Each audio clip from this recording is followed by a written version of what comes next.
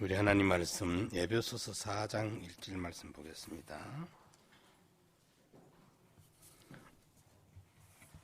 에베소서 4장 1절입니다.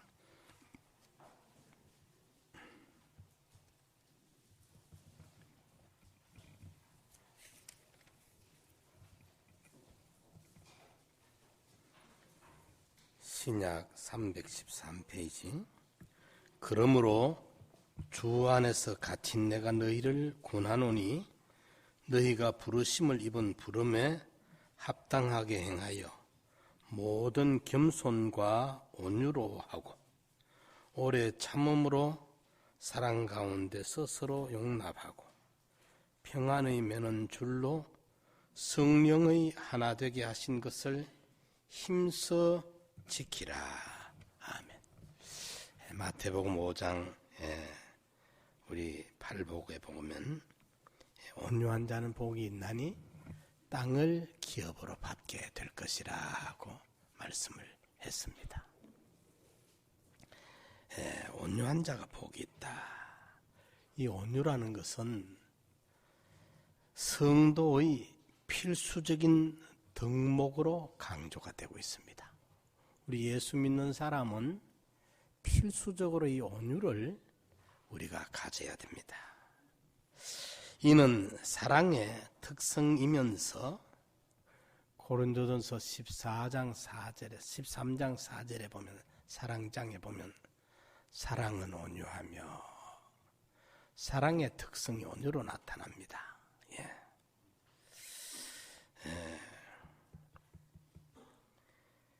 성령의 9가지 열매 중에도 사랑과 희락과 화평과 오래 참음과 자비와 양선과 충성과 온유와 절제니 성령의 9가지 열매 그 중에 하나가 온유입니다. 그런데 우리 신앙이 말입니다. 우리 신앙이 관계라는 것을 우리가 좀 눈을 떠야 됩니다. 관계입니다. 하나님과의 관계, 사람과의 관계. 제가 성령의 9가지에 대해서 이래 찾아보니까 화평에 대해서 설명을 해놓기를 하나님과의 관계의 완전이다. 그렇게 해석을 해놨어요. 관계의 완전. 하나님과의 관계, 크게 인간과의 관계. 그 시내산의 두 돌비가 첫째 돌파는 하나님과 우리와의 관계를 해석해 놓은 것이고 두 번째 돌파는 인간과 나와의 관계를 설명해 놓은 것이 그게 십계명입니다. 제가 그 화목에 대해서 이래 설명을 하면서 벽돌 이야기를 했었어요. 벽돌 이야기를. 벽돌 이야기를 하는데 벽돌은 모서리와 면이 분명합니다. 그죠? 모서리가 면이 분명하기 때문에 이 모가 있고 면이 있어야 돼요. 그래서 히브리서 12장 14절에 화평함과 거룩함을 쫓으라. 이것이 없이는 아무도 주를 보지 못한다. 화평이라는 이 면이 있어야 되고 구별하는 거룩이라는 모서리가 있어야 돼요. 모서리가 없으면 돌이 둥글둥글 하잖아요. 그죠? 모가 없으면. 면이 없으면 모가 안 납니다. 면이 분명하게 있어야 모가 나고 모가 있어야 면이 생깁니다. 같이 어울려 있어요. 그래서 육면체인데 육면체 상하 그죠? 상하 전후 좌우 육면체잖아요. 상하는 위로는 신인관계가 있고 아래로는 인인관계가 있고 전후는 내 앞에 가는 선배가 있고 후에는 내보다 뒤에 따라오는 후배가 있습니다. 좌우에는 내보다 나쁜 사람도 있고 내보다 의로운 사람도 있습니다. 이 모든 나쁜 사람은 나쁜 사람대로 내가 관계를 가지고 유지하면서 나가고. 그래, 그 공자도 그런 말씀했어요. 길을 갈 때 나는 두 스승을 만난다. 나보다 악한 사람을 보면 내가 저런 나쁜 짓을 안 해야 되겠구나 하는 것을 배우게 되고, 내보다 의로운 사람을 보면 나도 저렇게 닮아서 나도 저런 사람이 돼야 되겠구나 하는 걸 배운다 그러거든.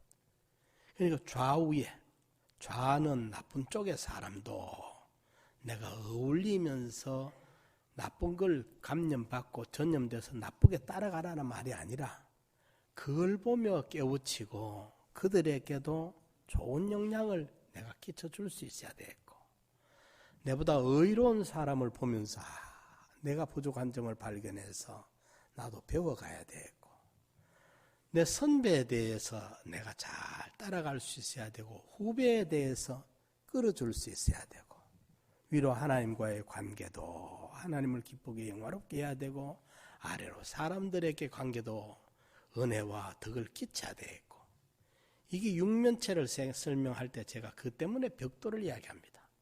이 벽돌이라는 거는 10층, 20층, 30층도 쌓아 올라갈 수 있고, 2중, 3중으로도 벽을 시골에 가면요, 하나로 요래 쌓아 올린 벽돌 하나, 그 뭐 이름을 잊어버리는데, 공사하는 사람 벽돌 하나로 쌓아 올라가기도 합니다.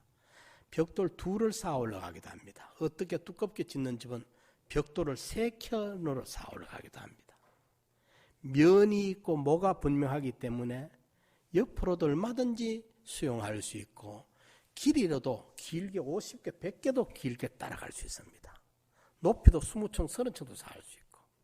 관계예요, 관계. 신앙이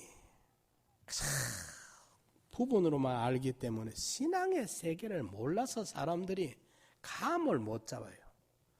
또 설교도 마찬가지죠. 설교한다고 부분적으로 해서 하는데 지도 모르는 설교를 하는 사람들이 많아요, 실제로. 저도 마찬가지입니다. 제가 그 80년대 상남교회 때 그때 32살인가 그래요. 뭐 참 겁날 게 없고 얼마나 당당했는지 몰라요.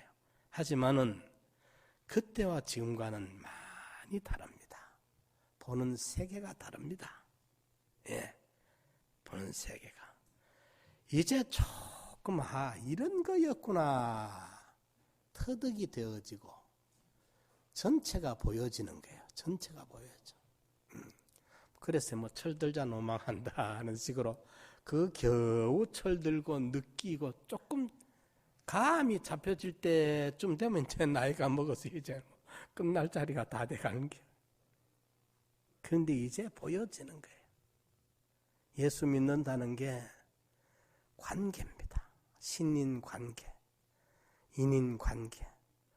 그런데 신인 관계는 인인 관계로 나타나야 되지, 인인 관계 없는 초절적인 신인 관계가 없습니다. 신본주의 떠들어 사는 그 사람들 보면 그 말 자체가, 그 말 하는 자체가 이상한 사람들이에요. 말이 틀렸다는 말이 아니에요.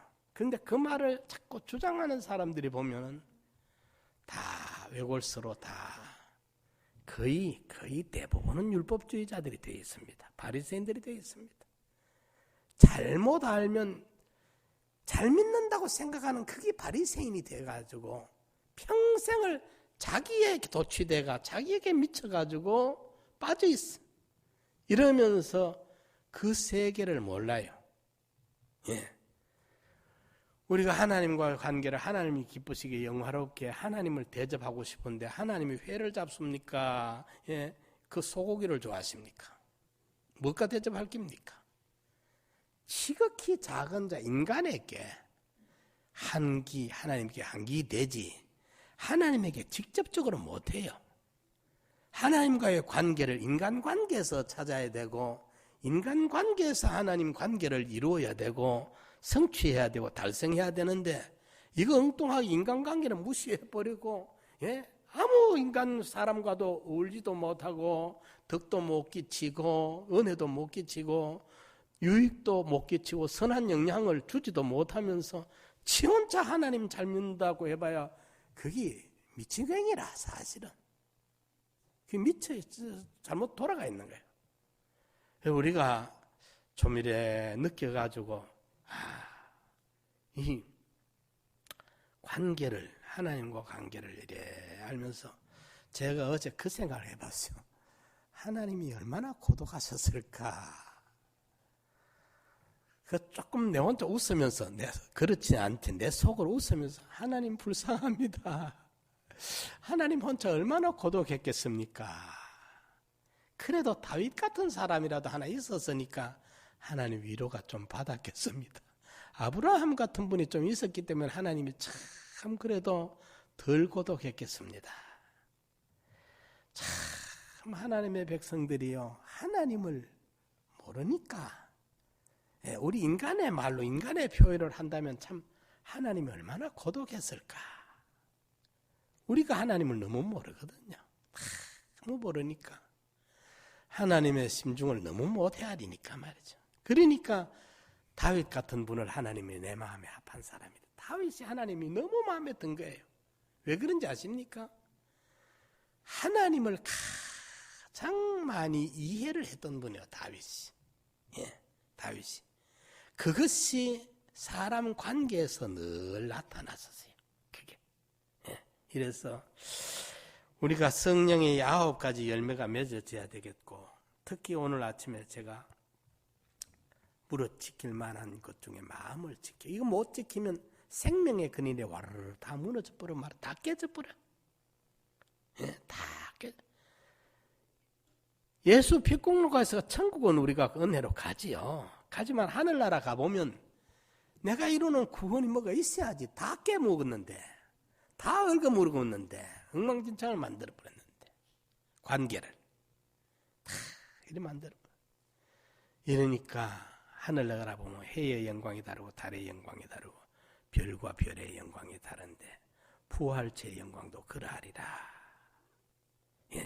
영광이라는 것은 타인에게 혜택을 끼쳤을 때 혜택을 입은 그로부터 고마움의 인사가 내게로 돌아올 때 그게 영광인데, 세상 살면서 혜택은 무슨 놈의 혜택, 피해만 잔뜩 끼쳐놓고 상처만 수없이 줘놓고 이렇게 막 휘저어놓고 이렇게 살다가 하늘나라 가보면 뭐가 있겠어요? 뭐가 있겠어?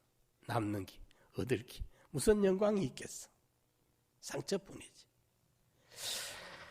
그래서 우리가 마음을 지켜가지고 이 분노하는 이런 성질이 막 폭발되려고 하는 이런 시기 질투가 막 일어나는 이런 거센 거칠은 이런 마음이 아니고 온유하고 겸손하며 나는 온유하고 겸손하니 내게 배우라. 많은 성경에 수도 없이 우리가 찾아볼 수가 있어요. 신약에서도 그렇고 잠언에도 그렇고 시편에도 그렇고. 이래서 전에도 제가 이 온유에 대한 말씀을 증거를 한 적이 있습니다. 오늘 다시 이 말씀을 우리가 기억을 하면서 이 말씀을 우리가 온유라는 게 도대체 어떤 것인가. 예수를 믿는 사람, 제가 얼마 전에 새벽 기도를 하면서 요한복음 15장에 열매 없는 가지는 다 잘라서 불에 태운다. 농부의 관심은 유실수를 심을 때는 관상수와 유실수는 달라요.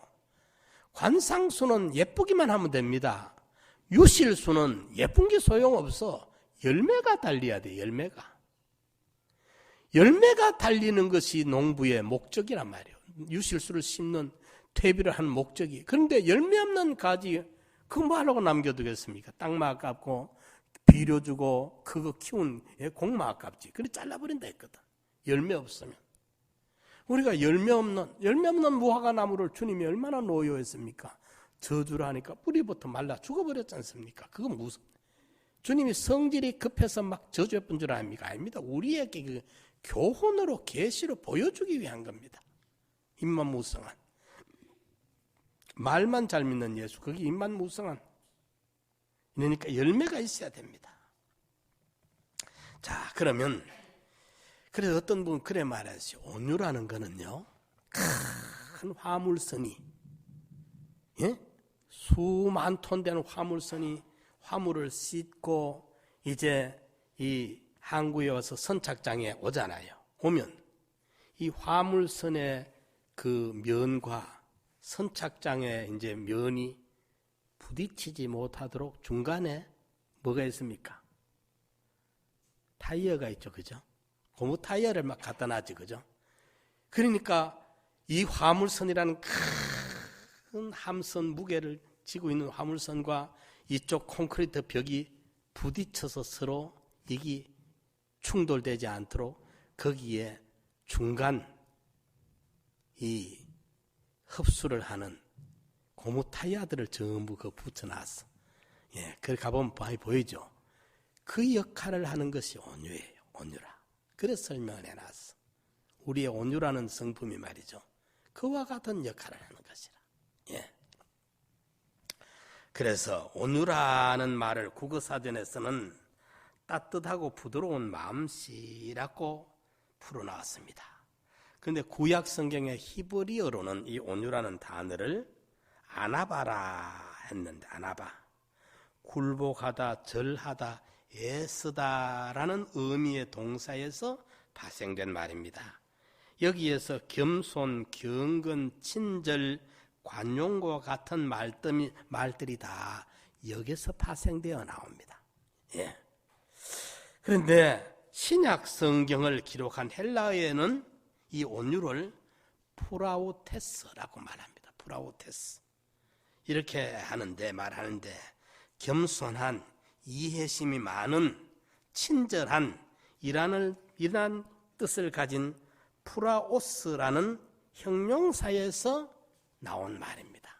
신약 헬라어에는 프라오테스가 프라오스라는 말에서 나왔어요. 친절하다, 이해심이 많다, 겸손하다 하는 그런 뜻에서 나온 말입니다. 그런데 이렇게 어원만, 이 말이 생겨진 근원만 찾아봐도 온유란 얼마나 좋은 것인가 하는 것을 우리가 다시 한번 실감할 수가 있습니다. 오늘 우리는 이 본문에서는 이 온유를 구원받은 성도에게 있어야 할 가장 중요한 미덕 중에 하나로 소개하고 있어요. 그렇습니다. 성도라면 누구나 이 온유함이 있어야 합니다. 이 헬라어 프라오스라는 이 온유라는 단어가 어떨 때 쓰여지는 단어인가, 사용되어지는 예를 들어서 이런 단어가, 온유라는 요 헬라어 단어가 어떨 때 사용되어지는가, 용례를 우리가 들어보면서 이 온유의 의미를 우리가 새삼 깨닫는 시간이 되기 바랍니다. 첫째는 이 온유는 자신에 대하여 진정제 같은 성품입니다. 프라우스라는 말이 갖는 첫 번째 의미는 의사들이 환자를 치료할 때 쓰는 진정제라는 뜻을 가지고 있습니다. 진정제. 신경이 흥분하여 발작을 일으키는 환자에게 진정제를 투여하여 안정을 시키듯이 온유한 사람은 자신의 격한 감정을 잘 절제하고 다스릴 줄 아는 사람을 말합니다. 온유한 사람이다. 이와 반대로 분노는 우리의 육체를 파괴합니다.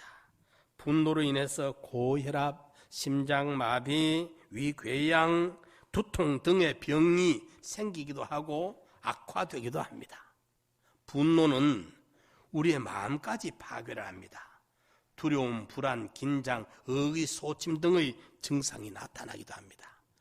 우리 사람의 몸이요, 마음이 기쁘고 즐거우면 급한 우리 몸에 병이 빠져나갑니다. 특히 우리 성도들은요, 감사하고 구원의 은혜를 기뻐하고 감사하는 마음이 늘 넘치면 우리 몸의 세포들이 거기에 같이 기뻐합니다. 우리 성도님들이 이 영적 황홀감을 경험을 해보는, 체험을 해보는 그런 기회가 있으면 참 좋을 겁니다. 참 정말 성령이 내 몸에 충만하게 임한다는 느낌이 어떤 찬송 가운데, 기도 가운데 그 황홀하게, 희열의 그런 기쁨이 올 때가 있습니다. 그럴 때 우리 몸에 질병이 차고 나가버립니다. 사실은. 우리 성도님들 그래 찾아보십시오. 감사가 넘치고 기쁨이 넘치고 은혜가 넘치고 하면 우리 마음이 그렇게 은혜로울 때 우리 몸도 가벼워지고 몸도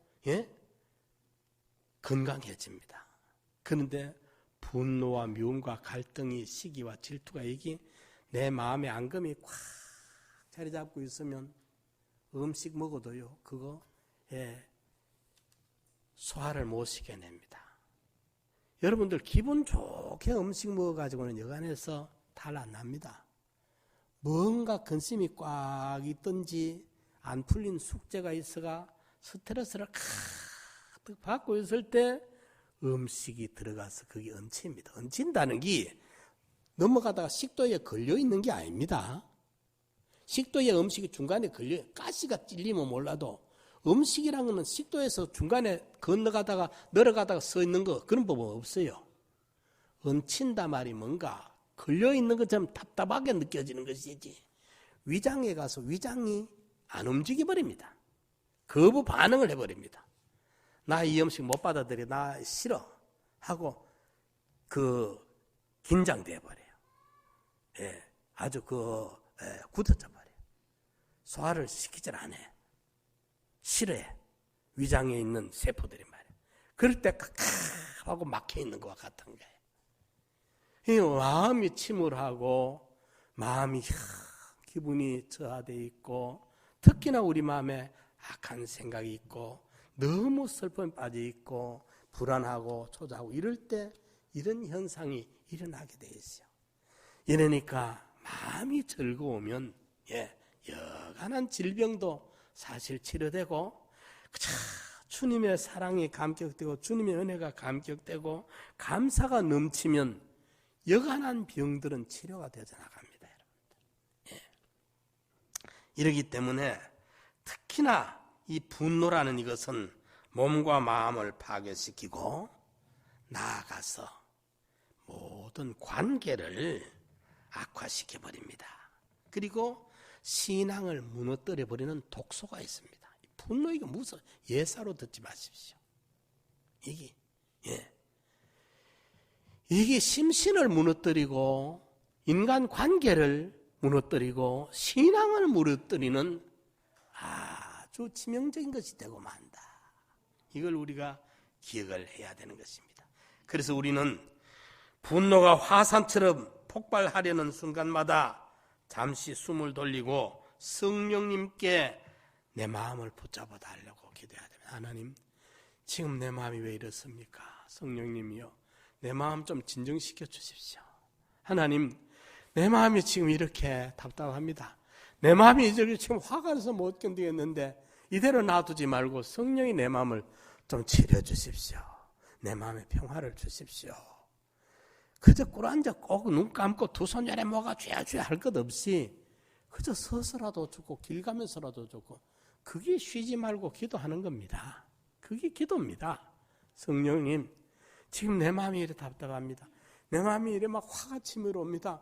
이 화내도록 이대로 버려두지 말고 내 마음에 좀 평안한 마음을 주십시오. 평화를 주십시오. 내가 답답합니다. 지금 성령님이요, 내 마음을 평화를 주십시오.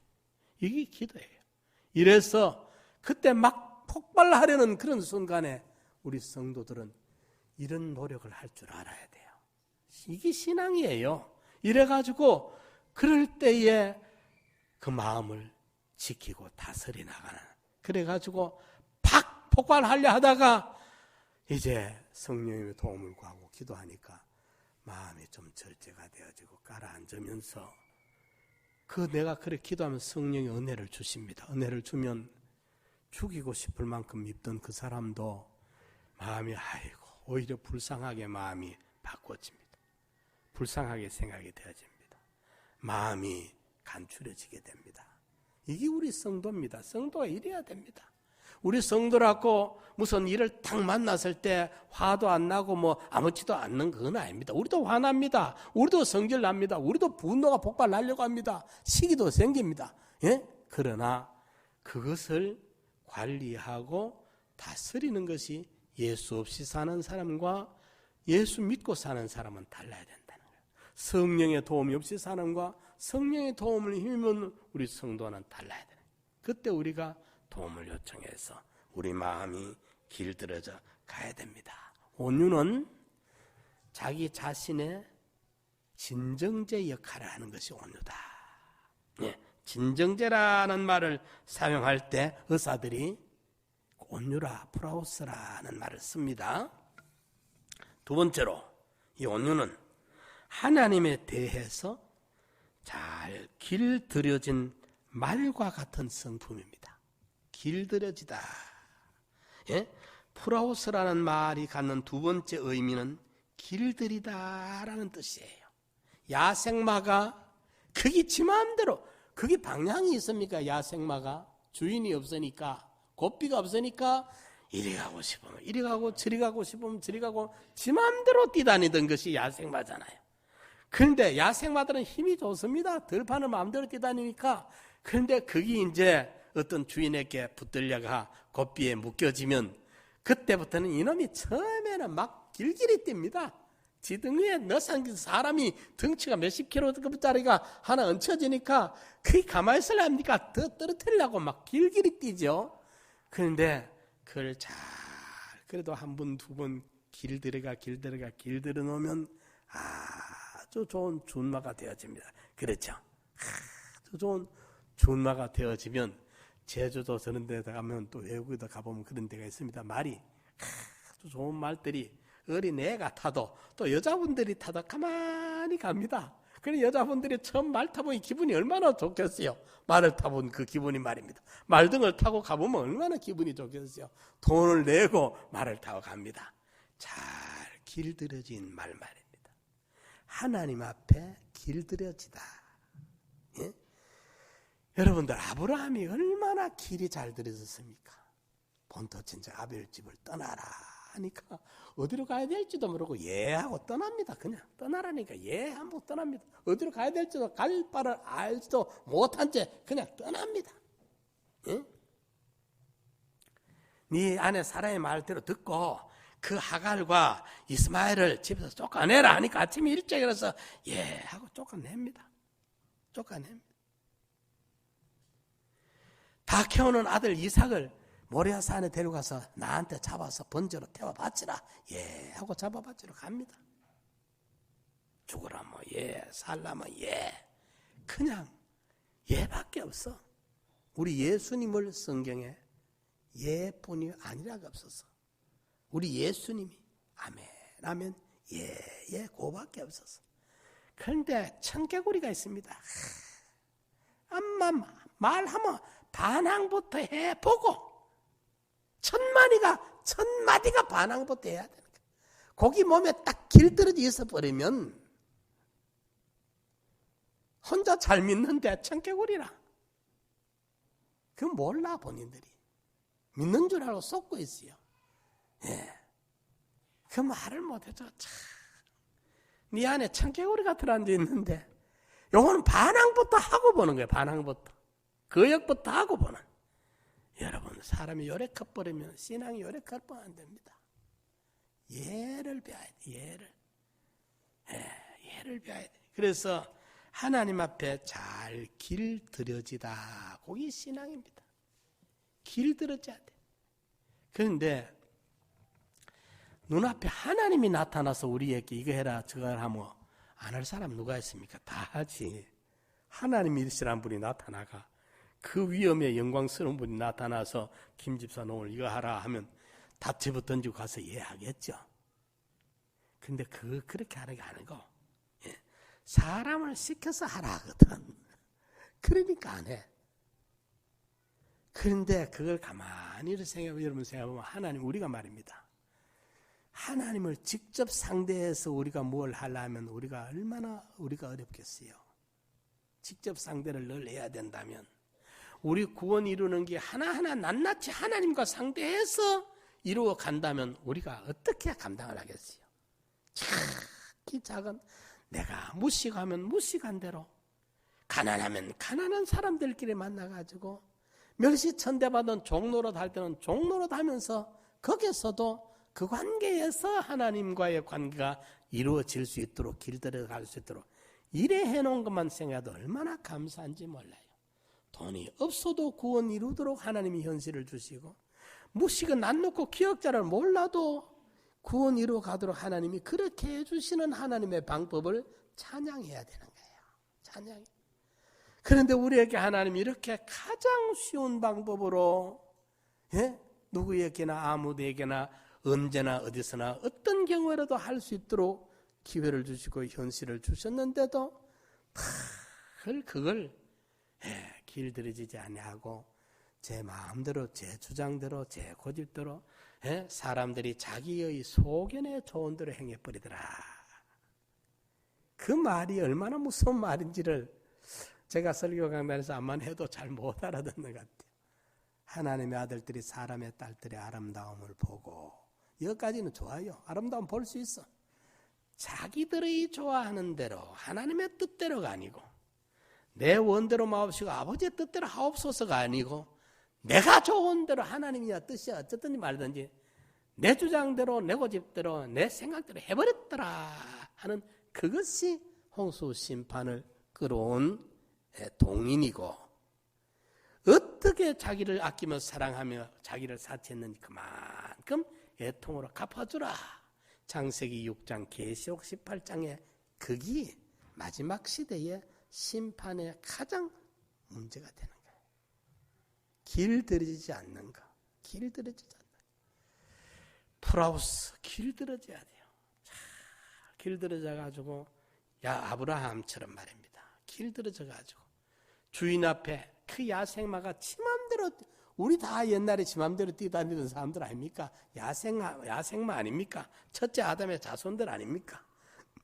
이제 우리가 둘째 아담 예수로 말미암아 소속과 입장이 바꿔졌거든요. 주인이 생겼잖아요, 이제부터. 아멘. 주인이 생겼어. 전에는 내가 내 주인이었고, 사실은 내 안에 사탄 마귀가 공중의 권세 잡은 영이 내 주인이었고, 이러니까 거기에 끌려다녔어. 그 사람 이름이 갑자기 생각이 안 나요. 사상가. 그 사람은 그런 말을 했어.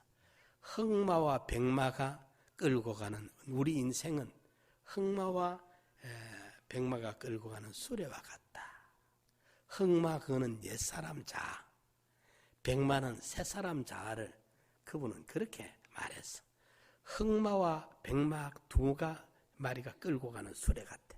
그 흑마에 끌려가면 그 수레가 그만 뒤집혀져서 다 깨어지고 말고, 백마에 끌려가는 인생이 되면 그게 이제 의롭게 결과가 좋게 된다. 그렇게 표현했는데, 그럴싸한 표현했는데, 에베소서 4장 22절에 보면 욕심을 따라 서거지하는 구습을 쫓는 옛사람, 그게 그 사람 표현으로는 흑마에 끌려가는 수레라.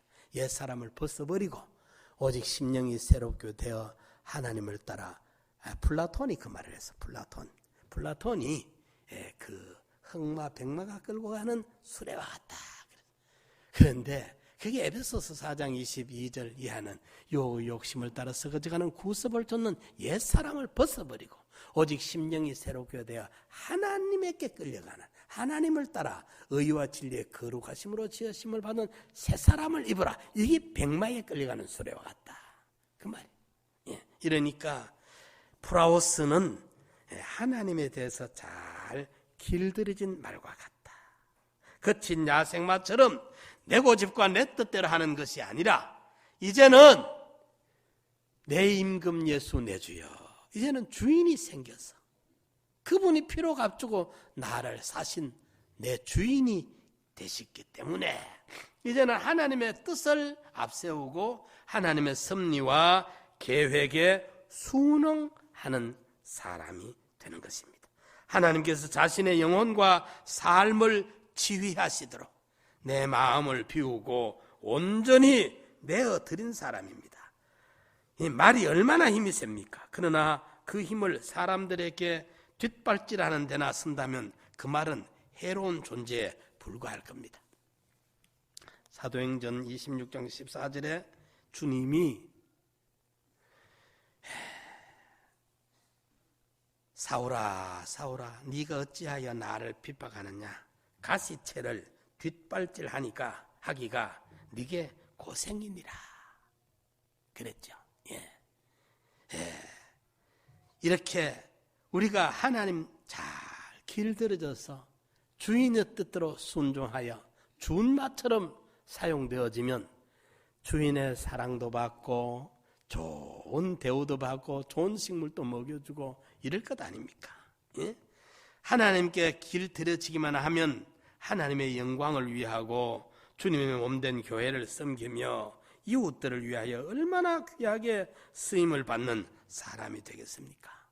사랑하는 성도 여러분, 우리 모두 야생마처럼 살지 말고 잘 길들여진 준마가 되어가지고 하나님이 기뻐 우리를 쓰실 수 있도록 하늘나라의 영광의 그 상급을 마련하고 갈 수 있도록 이런 온유한 성품, 하나님 앞에 잘 길들여지는 우리 성도님들이 다 되시기 바랍니다. 나 자신에게는 뭐와 같다고요? 진정제와 같고 내 성질을 잘 제압을 해서 부드럽게 온유하게 만들고 하나님 앞에는 잘 길들여지는 것과 같고, 그 다음에 세 번째로 온유는 이웃에 대해서는 산들바람과 같은 그런 성품입니다. 이웃에게는 프라오스라는 말이 갖는 세 번째 의미는 산들바람이라는 뜻이 있습니다. 이 말은 어부들이 바다에서 거친 폭풍이 아니라 순풍을 만났을 때 사용하는 말입니다. 바다의 큰 끝에 노출되는 어부들이 땀방울이 막 더위에 있는데 그때 폭풍이 불어온다든지 그게 아니고 아주 시원한 산들바람이 불어오는, 우리 그 동요 있잖아요. 산 위에서 부는 바람 시원한 바람 뭐 있죠, 그죠? 여름에 나무꾼이 나무를 할 때 이마에 맺은 땀을 식혀주네요. 그 땀이 막 나 있을 때 습도도 오르고 기후도 오른데 땀은 막 쏟아지는데 바람이 하나도 안 불고 멈춰 있으면 답답하고 덥고 못 견디는데 그때 막 산들바람이 불어오면 그 바람이 얼마나 반가운지 몰라요. 우리 성도들은 이웃 사람들에게 산들바람과 같은 이런 유쾌한 성도들이 돼야 돼요. 이웃 사람들의 마음에 시원하고 이웃을 마음에 상쾌함을 주는, 우리 솔직히 그런 사람 있잖아요. 저런 사람 만나면 또 골치 아픈 이야기만 실컷 드려야 되니까 만날 그 사람이 가까이 오면 슬 피해가 가쁘는. 저 사람 오면 맨날 골치 아픈 이야기만 하고 짜증스러운 이야기만 실컷 하니까 어떻게 싫어가 얼른 모른 척하고 피해 가쁘는 사람들 많아. 그렇죠? 그런데 어떤 사람 오면 아주 그 사람 오면 들을 만한 이야기를 하고 좀 유익된 이야기를 하고 그러니까 가까이 가고 싶고 귀를 기울이고 싶고 조금 전에보다 더 친해지고 싶고 그런 사람이 있지 않습니까? 그렇지 않습니까? 이웃에 산들바람처럼 돼야 됩니다.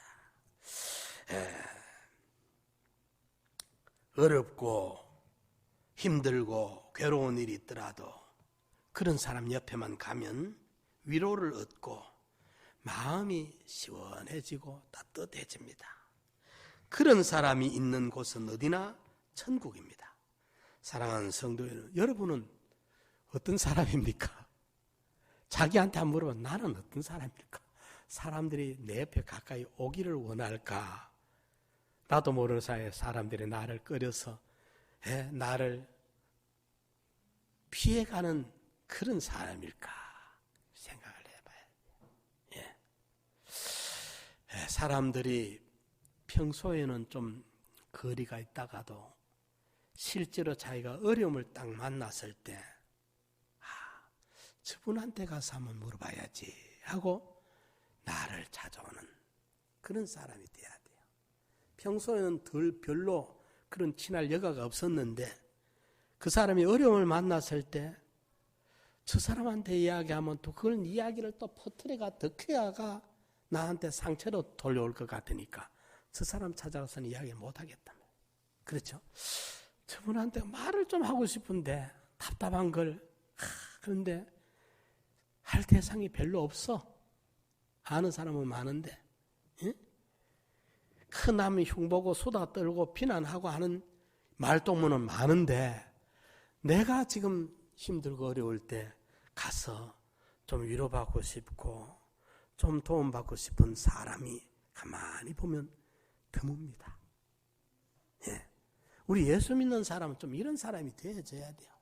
그들이 상처받았을 때, 그들이 힘들고 어려울 때, 어쩔 바를 모를 때 쫓아와서 나한테 의논하고 나한테 묻고 좀 위로받기를 그럴 수 있는, 그래서 그들에게 문제를 당장 내가 다 해결은 못 해주지만은 그렇지 않습니까?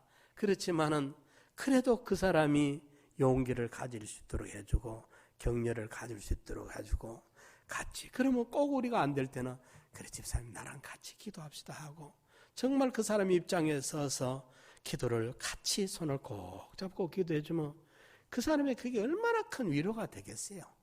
우리 믿는 성도들이 이런 사람이 돼야 안 되겠습니까? 말을 퍽퍽 내질러 버리고 이래 버리고 저래 버리고 판단해 버리고 심판해 버리고 정죄해 버리고 이런 인간이 되면 뭐 하겠어요? 어디서 먹겠어요? 여러분들 하나님 자리에 앉지 마십시오. 이거는 하면 안 됩니다. 정말로 그 얼마나 어리석은 일인지 몰라요. 자기를 위해서. 그건 하지 마십시오. 하나님 자리. 그거 내 권리가 아니라 사람들은 그게 취미가 되고 그게 재미가 들어가지고 지가 사람을 판단하고 정죄하고 하면 그게 신이 나고 그게 하늘나라 심판거리가 얼마나 자기에게 올라온지 모르고 벌로 설치는 거예요. 뭐 모르고 벌로 설쳐. 이러지 말고 그런 거는 내가 안 해도 되니까 그런 자리는 피하는 게 정말로 좋습니다. 피하고 산들바람과 같은 만나면 상쾌하고 만나면 기쁘고 그 사람 만나고 가면서도 기분이 좋을 수 있는 우리 성도들이 돼야 돼. 같은 전도회들끼리 만나가지고 실컷 엉뚱한 죄만 짓고 산기도하러 기도하러 가가지고 실컷 죄 짓고 기도는 무슨 놈의 기도.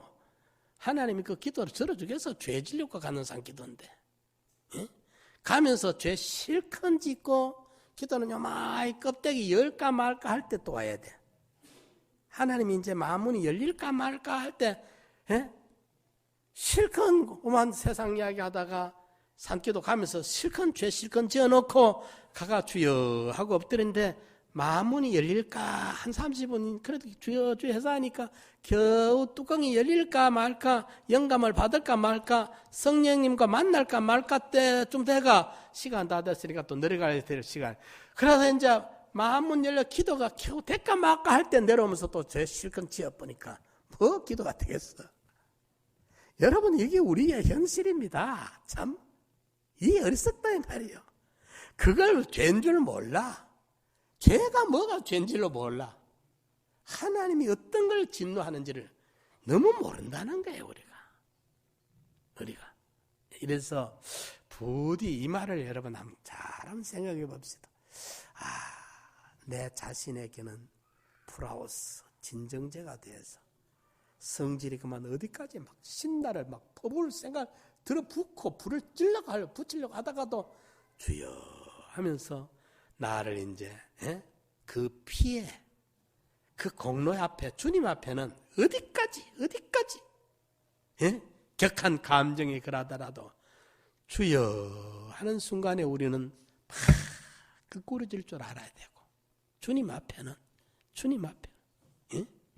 그래서 내한테 이 진정제가 돼야 되고 하나님 앞에 아브라함처럼 참 길들어져 있는 이런 길들어지는 야생마가 되지 말고 준마가 돼야 되고 길들어져야 되고, 그 다음에 이웃에게는 아주 상쾌하고 은혜롭고 기분 좋고 유익이 되는 선한 영향을 끼치는 이런 산들바람과 같은 이런 우리 성도들이 되면 이게 좀 아름다운 인생 아닙니까? 그죠? 은혜로운 인생 아니겠어요? 이게 성령의 열매를 맺는 거고, 그리스도의 향기가 나는 거고, 진짜 백이 예수를 좀 믿는 거고, 예수 냄새가 나는 게지. 뭐 철저히 예수 믿는다 해서도 이런 열매가 하나도 안 맺으면, 성령의 9가지 열매는 근처 가지도 안 하면, 이 뭐 예수 믿는다 할 수가 없는 거 아닙니까? 이래서 이런 우리가 열매가 좀 맺어져야 되겠어요. 이처럼 온유한 사람은 진정제처럼 자신을 절제하고 잘 길들어진 말처럼 하나님께 귀히 쓰임을 받으며 산들바람처럼 이웃을 행복하게 해줄 줄 아는 이런 덕목을, 이런 사랑의 특성을, 성도의 이 온유의 옷을 우리가 입어야 돼요. 이 온유의 옷을 입어야 되는 것입니다. 디도서 3장 2절에 아무도 회방하지 말며 다투지 말며 관용하며 범사의 온유함을 모든 사람에게 나타낼 것을 기억하게 하라고 말씀했고, 데살로니가 전서 2장 7절에 오직 우리가 너희 가운데 유순한 자가 되어 유모가 자기 자녀를 기름과 같이 하였으니, 유모가 젖먹이 어머니가 말이죠. 애기들이 어머니 가슴에 젖을 물고 있을 때 그 아이들 얼굴에 보면 얼굴이 피어납니다. 혈기가 얼마나 평화로울 수 있는지, 어머니 품에 안겨서. 그게 왜냐하면 그 아기가 어머니 자궁 속에 있을 때 어머니의 맥박을 항상 기억이 남아있거든요. 그죠? 자궁 속에 첫 기억된 것이 어머니의 심장과 같이 맥박이 움직였잖아요. 그렇기 때문에 그 아기는 어머니 자궁 밖에 나와도 어머니 가슴에 안길 때 심장의 어머니의 맥박 소리가 귀에 익숙해져 있는 거예요. 그리고 어머니 그 젖을 물고 그 젖을 빨아먹으면서 그보다 더 평안할 수가 없는 거예요. 오늘 본문에 여기 데살로니가 2장 7절에 오직 우리가 너희 가운데 유순한 자가 되어 유모가 자기 자녀를 기름과 같이 하였다. 온유한 성품을 가지면 자녀들이 그렇게 어머니 가슴에 안겨있는 것과 같은 그런 평안을 우리가 줄 수가 있는 것입니다. 고린도전서 16장 18절에 형제들아, 16장 18절에 저희가 나와 너희 마음을 시원케 하였으니 그러므로 너희는 이런 자들을 알아주라.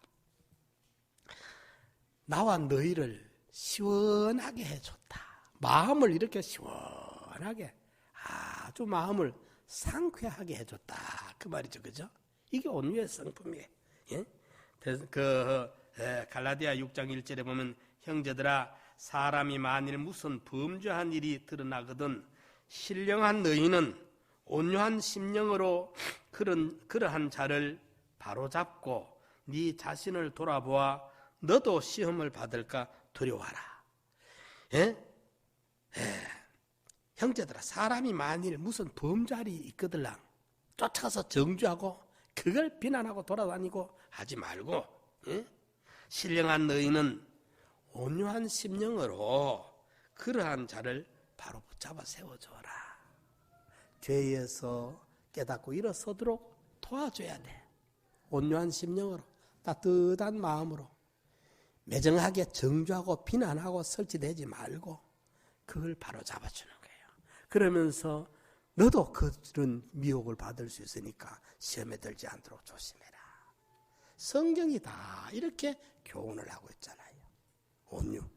이래서 저든지 우리 상남교회 성도님들이 저는 이번에 연초에 사업자 신방을 이래 하면서 그래도 작은 역사지만 믿음의 역사가 그래도 우리 성도들 가정에 이래저래 보니까 나타나고 있는 걸 들으면서 마음이 굉장히 기쁘고 허무됐어요. 요즘 참 어렵습니다. 예? 보통 어려운 게 아니에요. 지난번에 우리가 한번 소라에 가서 대구에 목사님이 한번 오신다기에 인천공항에 오기에 그러면 소래에서 만나자 하고 내가 소래 가서 회를 대접을 하면서 갔는데 사람이 없어. 옛날에 소래 가면 박짝박짝 하거든. 사람 비껴다니기가 힘들어. 사람이 없어요. 그만큼 없어. 이런데 그래도 우리 믿는 성도들 제가 이래 신방하면서 듣고 이래 간증을 들어보니까 그래도 하나님이 함께 해주시고 믿음의 역사들이 나타나고 있는 게 너무너무 감사하고 허무됐고 또 보면 그래도 작은 변화라도 우리가 이래 보니까 조금씩 우리의 모습들이 믿음으로 바꾸어져가는 여러분 우리가 그때기 어떤 나타난 사역이 문제가 아닙니다. 제가 늘 말하는 주의 형상, 신의 성품, 그리스도의 장성한 분량 이거 안 되면 목사할 이유가 없습니다. 뭐 하려고 목사합니까? 목사도 자기 구원 안 되면 소용없어요. 심판거리밖에 되죠. 어쨌든 우리가 예수 믿어서 변화가 돼 가야 돼요. 뭐로? 그리스도의 형상으로. 예수의 성품으로 이래서 전에 못하던 걸 해내야 돼. 전에 사랑하지 못하던 걸 우리가 이제 사랑도 넓어져야 되고 종류도 대상도 많아져야 되고 용서도 넓어져야 되고 배려심도 많아져야 되고 이래 돼. 지난주에 제가 깜짝 놀랐어요. 전화가 왔는데 하루에 3번을 나한테 인사했는데 내가 안 받더래. 그러니까 그분이 내가 그렇게 오래전부터 몇 번 그전에도 인사했는데 내가 안 받는데 지난주에는 3번 인사했는데 3번을 다 내가 안 받더라 해서 시험에 들어서 굉장히 걱정이 돼서 그렇다면 간접적으로 연락해서 내한테 전화하기에 깜짝 놀랐어요. 아니 그래 내가 전화를 빨리 해라. 그런 게 전혀 없다. 알고 안 받은 게 아니다. 내 안에 1%도 그런 게 없으니까 그런 거 없다고 안심을 시켜줘. 그렇지 않다고 말아. 내가 알았으면 왜 안 하겠네. 근데 그분은 그래라도 간접적으로 전화를 해서 오해를 풀어줄 수 있는데 내가 그때 느꼈어요. 참 이 목회가 어렵기는 어렵구나. 말을 안 해버리면 내가 의도적으로 하루 3번이나 성도가 목사님 앞에 인사하는데 3번 해도 하루 3번이나 안 받았다면 그건 진짜 기가 막힐 일 아닙니까? 아닙니까? 그죠? 암만 기분이 안 좋아도 그 사람이 싫어도 인사를 하는데 3번이나 안 받으면 어떻게 되겠어? 그런데 그게 아니어서 전혀 아니라. 그런데 그분은 그렇게 느꼈다는 거야. 내가 깜짝 놀랐어. 전화해서 그런 일 아니라 해라. 저걸 결코 그래 하니까 그런 일이 없다. 1%도 내 속에 마음에 그 뭐가 없다. 그런 적이 없다. 왜 내가 안 받겠느냐. 그런데 분명하게 했더라면 안 돼. 아마 그분은 또 그랬어요. 속에 그런 생각을 하고 있었던 것 같아. 그래서 여러분 우리가 차든지 좀 마음을 넓히고 주님을 닮아가는 우리가 돼가지고 우리 상남교회 성도들이 시대도 변하고 인심도 변하고 가치도 변하고 다 변해도 주님 앞에 내 모습이 차츰 거룩한 모습으로 그 성령의 열매가 하나 둘 맺어가는 우리의 모습이 된다면 주님이 우리를 기뻐하십니다.